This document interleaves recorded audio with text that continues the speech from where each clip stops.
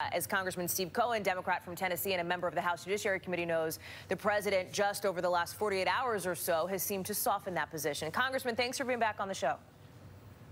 Good to be with you. Given what you have heard from the president publicly, do you see any kind of opening for movement on stronger background checks at all? None whatsoever until January of 2021. Is that disappointing to you?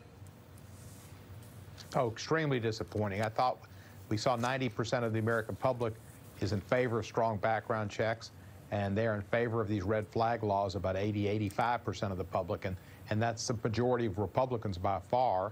And it's just disappointing because we have this is a real crisis we have in our country. It's not on the southern border. It's not people fleeing Guatemala and El Salvador and Honduras. It's a crisis in America where school children and people who go to church and people who go to movies and people who go to Walmart are being killed by crazy people with high-capacity magazines and assault weapons who don't need to have guns. And when I say crazy, they're crazy because they're going out and killing people, but they're not necessarily mentally ill like the president talks about on the front end, where they could be taken and have their weapons taken away from them on the front end.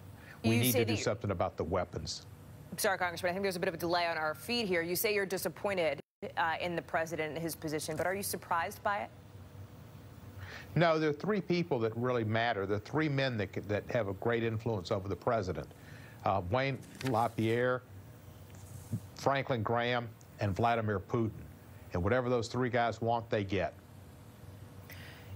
Gun reform is going to be something that will be taken up in September, at least by some members of the House. I know that your committee that you sit on, the Judiciary Committee, is coming back early, at least a couple of days early from recess, to talk about this. But I wonder about the challenge of getting even all Democrats on board, Congressman. I want to play for you something that happened overnight, an exchange involving Pennsylvania Congressman Conor Lamb, your colleague from PA, who is, of course, a Democrat in a more conservative district. This was the interaction. Watch. I'd like to know why you support putting military-style assault weapons in the hands of civilians. I think the most important thing we can do, based on our experience and based on the fact that it enjoys wide bipartisan support and is a strong majority American position, is to pass a universal background check bill. Congressman, it seems like that interaction alone illustrates the challenge it'll be to get Democrats in swingier districts on board with some of the changes that you and your colleagues are pushing, no? Well, assault weapons isn't going to be on the agenda September 4th because we don't have that kind of down-the-line support. But we do have the down-the-line support on background checks, on red flag laws, both federal and state, incentivizing the state and federal laws, and on high-capacity magazines. And I suspect Conor will be with us on all three of those. And that's where I think there's unanimity or great consensus among Democrats. Let me ask you about something else the president said in his remarks in the Oval Office yesterday with the leader of Romania. He accused Jewish voters who support Democrats of, in his words, great disloyalty. That has not sat well with some of your colleagues in Congress, including Senator Chuck Schumer, including several Jewish advocacy groups. And I'm wondering about your reaction to those remarks. I was stunned when I heard them. I'm Jewish.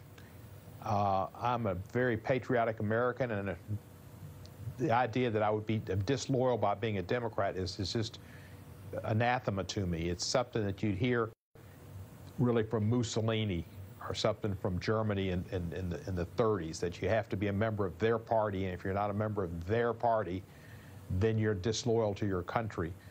That's not what America's about, and it's not what Jewish people are about. And most Jewish people are Democrats because democratic values and Jews are very compatible about caring for others, about having once been in bondage, enslaved in Egypt, and having regard and for all people in bondage and trying to save people and protect them from slavery and respecting people's freedoms and opportunities. And most Jews are in favor of a woman's right to choice, which is a democratic position, and for other sane positions, I think, on gun control.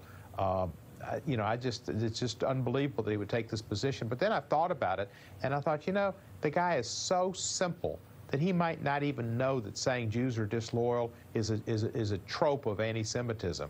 He just may be that clueless. And that's sad that the president is that clueless with his words and his thoughts, and He's almost childlike. I mean, sometimes I see him and I think of Jerzy Kaczynski and being there, and that this is who we have as the President of the United States, as the gardener. We'll leave it there. Congressman Steve Cohen, I appreciate you coming on the show to talk through those headlines with us. Thank you.